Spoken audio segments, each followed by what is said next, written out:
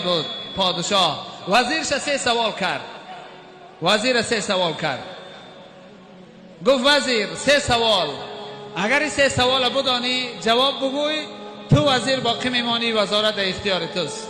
اگر که ندانی میتونی وظیفه را کرسی را خالی بکنی. وزیر گفت چی سوال است؟ پادشاه گفت سوال یکمین، خدا چی کار میکنه؟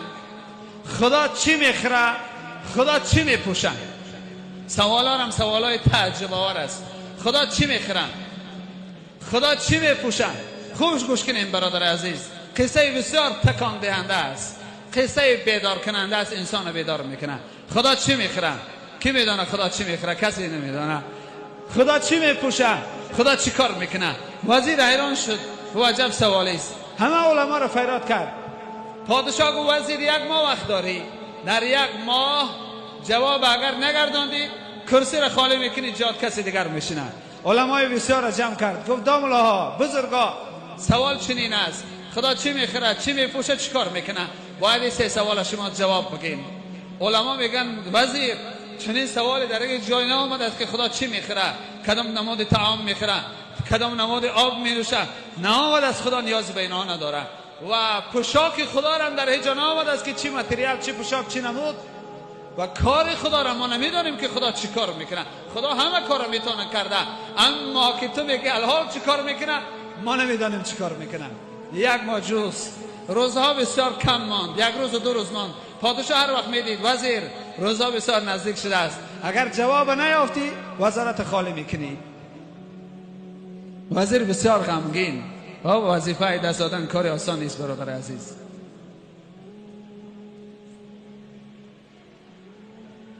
یک روز وزیر داخل قصر میشید.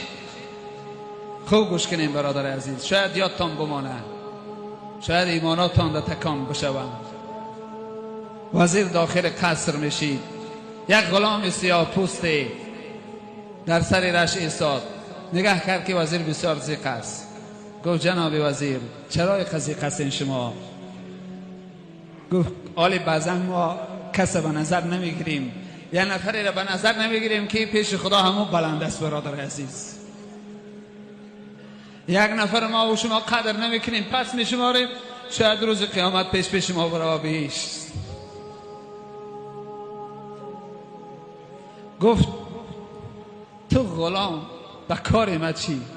تو به کار ما کارگیری چی؟ تو مسائل ما را نفهمی، چی کار داری به من؟ غلام گفت که جناب وزیر بگو، شاید که خدا از کارساز اما سبب هست، شاید که به واسطه من.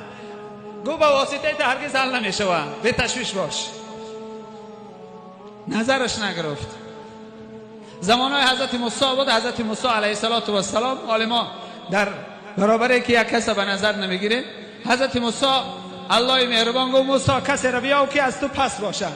حالا تواضع پیغمبرا را ببینیم. چنین تواضع نباشه برادر عزیز، ما و شما بالا نمیریم پیش خدا، مقام هم بالا نمیشوند. حضرت موسی کاف این را میدید، اون را میدید، هر کسی را نظر میکرد، کسی را چیزی را از خودش پس نمیافت. یک جا یک سگ دید، یک سگ. گفت همین سگ شاید از من پس باشه. سگ صدا برآورد، موسی چرا مرا از خودت پس میکنی؟ ترم خدا خلق کرده است، منم خدا خلق کردگی است، چرا مرا نظری پس میگیری؟ حضرت موسی گریان شد، خدایا گفت من از خودم پس کسی را نمیام. چنین تواضع بود برادر عزیز. جایی میشه ما کسی را به نظر نمیگیریم که ولی خدا همون است، اهل دعا همون است، اهل نفس همون است.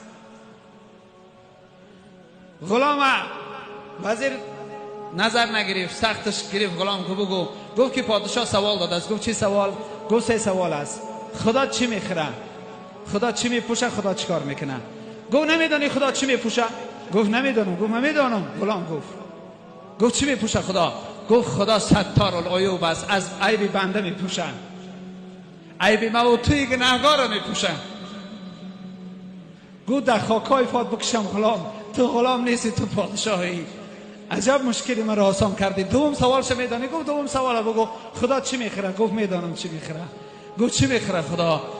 خدا غم بنده میخره، خدا غم بنده میخره. بنده من چرا از من دور هستی؟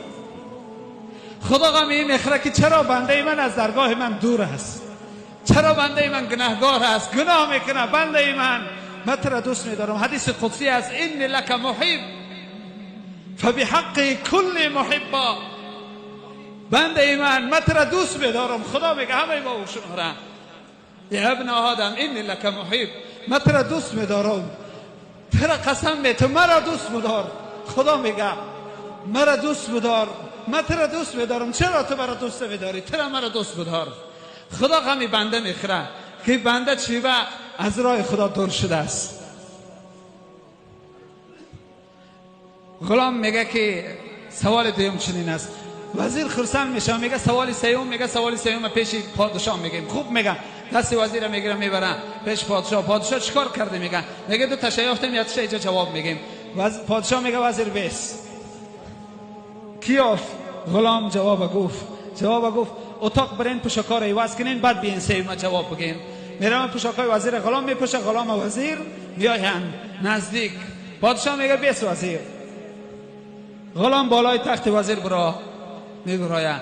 میگه جناب وزیر، میگه میدونی خدا چیکار میکنه؟ میگه نمیدونم. میگه خدا را کارش نمیبینی؟ در یک لحظه وزیر غلام میکنه غلام و وزیر.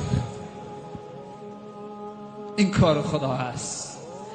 این شب برادر عزیز خدا ما و شما را چنین امکانیت داده است. صدا میزنه: یا ابن آدم انی لک محب.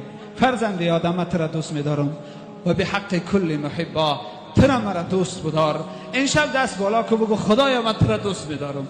من آمدم با تو صلح بکنم.